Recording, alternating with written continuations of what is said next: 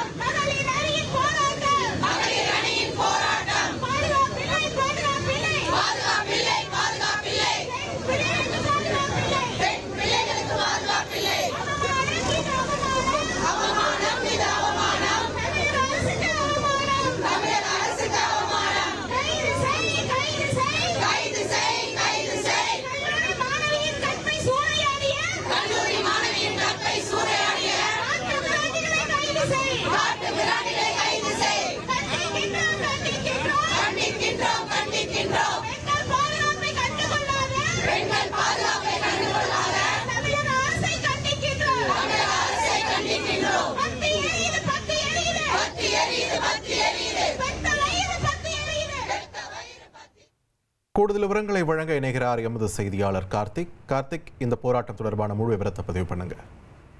வணக்கம். கோவை செஞ்சிலுவை சங்கம் அருகே பாஜகவினர் சார்பில் கல்லூரி மாணவி பாலியல் வன்கொடுமை செய்யப்பட்ட விவகாரத்தை கண்டித்து கண்டன ஆர்ப்பாட்டத்தில் பாஜக தேசிய மகளிர் அணி தலைவர் வானதி ஸ்ரீனிவாசன் கலந்து கொண்டுள்ளார்.